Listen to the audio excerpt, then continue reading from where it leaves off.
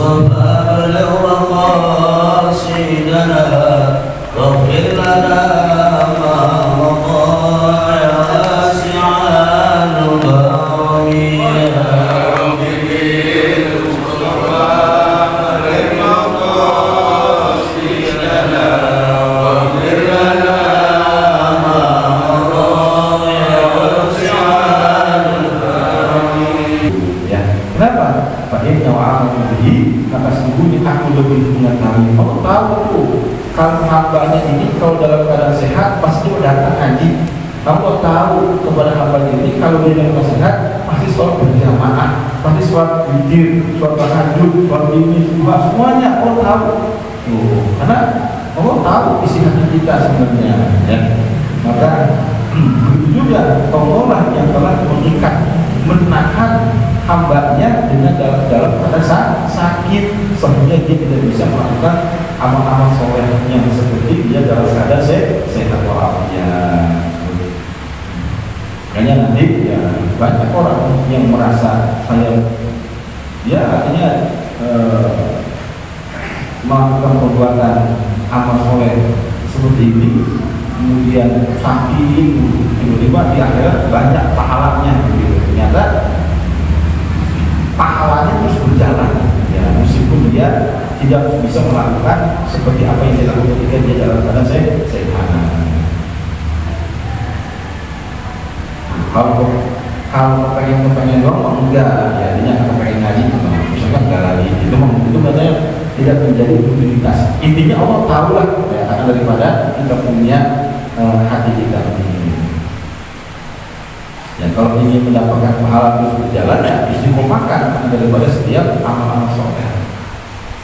Kemudian kalau Rasulullah SAW tidak masak umati utoiko wahada maha abna'ul muluki abna'ul tarisa wadudi sudito siroruha ala iyahina. Telah bersabda Rasulullah SAW, tidak asal umati mukaito, apabila umatku berjalan penuh kesombongan, wa qadamaha abna'ul muluki abna'ul farisahu waruhi, dan mereka dilayani oleh anak-anak raja Persia dan anak raja Romawi.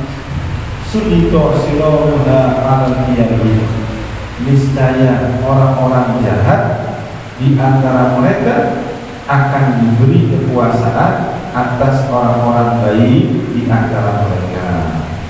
Nah, artinya dalam hadis yang ketiga ini Nabi ingin mengajarkan kepada kita akan pentingnya mempunyai sifat ketawaduan, rendah hati. Ya. Maka kita ini jangan sampai berjalan di atas muka bumi Allah dengan rasa kesombongan, ya. Dengan rasa mempunyai kelebihan dibandingkan dengan orang lain. Oh, saya yang paling kaya, oh saya yang paling alim, oh saya yang paling soleh, oh saya yang paling itu namanya sombong ujungnya, yang membanggakan dirinya. Dan yang kedua ya, mereka dilayani oleh anak raja Persia dan Romawi. Artinya nanti suatu saat kaum muslimin akan mendapatkan kemenangan ya dari kekuatan besar, yaitu kekuasaan Persia dan kekuatan Romawi.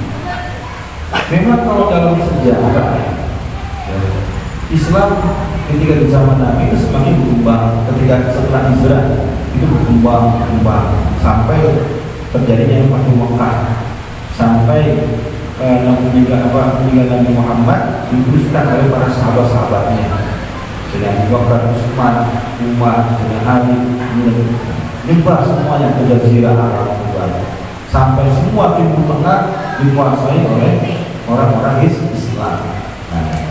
Sampai ketika itu yang mempunyai kekuatan adalah dua kubu. Yang pertama adalah Persia, yang kedua adalah Romawi. Ya. Maka berjalannya waktu, kedua kekuatan tersebut hancur. Islam yang berkuasa. Ya, makanya ada yang namanya Bani Umayyah diganti dengan Bani Abbasiyah. Nanti memang negara itu terpecah lagi menjadi kerajaan-kerajaan kecil, Mughal, Bani Saljuk, Al-Ayyubiyah, macam banyak. Nanti berkembang lagi itu dikuasai oleh namanya Turki Utsmani. Ya, kita tahu Turki Utsmani ya berkembang sampai ke Eropa. Ya, artinya kekuasaan sampai ke Eropa, di Asia begitu juga sama. Ya. Dulu yang menguasai adalah Persia dan Romawi. Ya, Persia dan Romawi.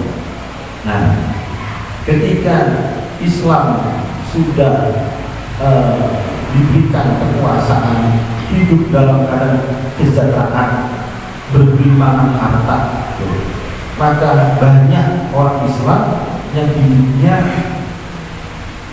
dalam kesombongan, bahkan semakin jauh dari ajaran Nabi Muhammad SAW. Makin jauh ya, korupsi, kemudian ketidakadilan kepada rakyatnya, berbuat zalim kepada orang yang lemah, banyak ya. Kemudian intinya yang mereka setelah mendapatkan kenikmatan tetapi melupakan daripada ajaran Islam.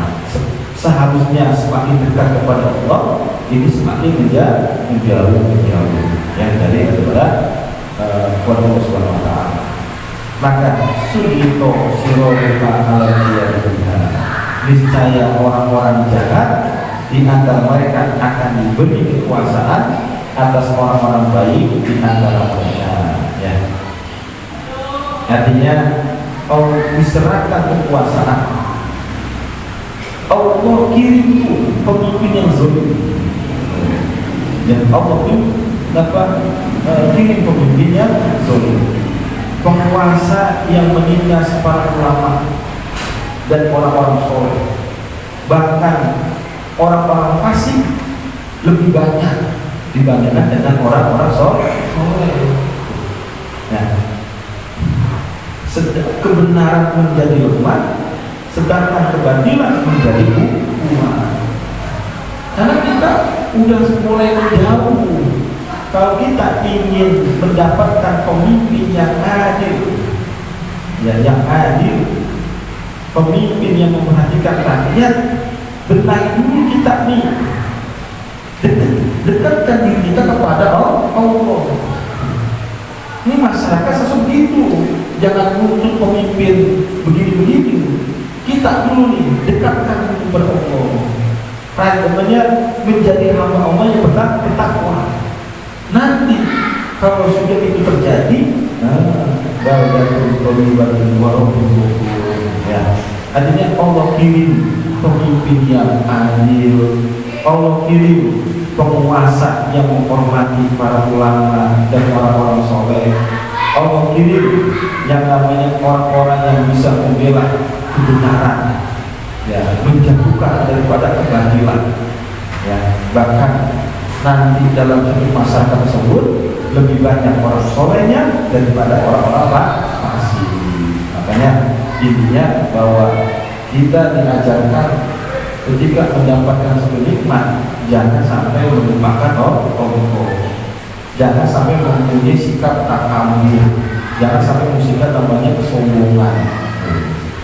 Karena perbuatan kita ini, ya, tanpa kita sadari, ya, sehingga kita mendapatkan pemimpin-pemimpin yang tidak baik, gitu kategorinya, ya, yang hanya memberikan kelompoknya dan golongannya.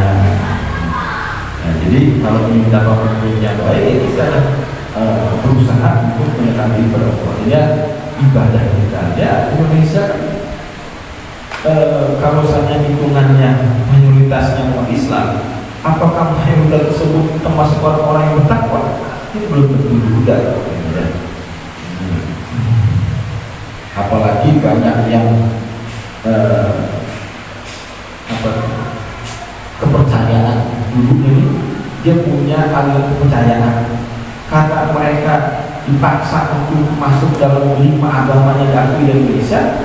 Tuh, mereka milih Islam, padahal mereka sebenarnya mungkin hanya sekedar KTP Islam, tapi ajaran alirannya itu masih mengakar. Ini makanya dikatakan sebagai mayoritas gitu ya. Makanya yang intinya sebenarnya kita ajak dulu masyarakat untuk menjadi hamba Allah yang bertakwa gitu ya. Hilangkan di namanya sifat-sifat daripada kesopanan. Ya, kalau sudah menjadi hamba Allah yang bertakwa, Allah akan buka tuh keberkahan langit. Allah buka daripada keberkahan yang ada di dunia. Artinya kesejahteraan di dunia juga pasti Allah jamin. Jadi kita mengeluh dalam kehidupan kita saat ini, yang mungkin kita juga kurang mendekat diri kita kepada Allah. Akhirnya tadi keberkahannya kurang di dunia.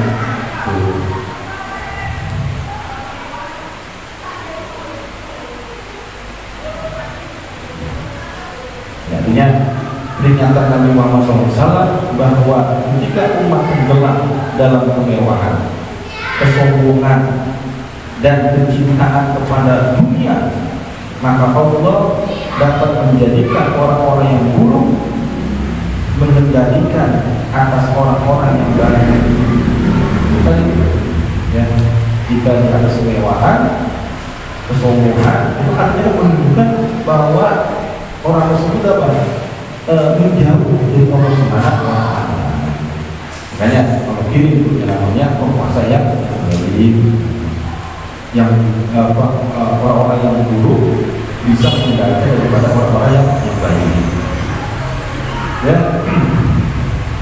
wallahu a'lam bishawab.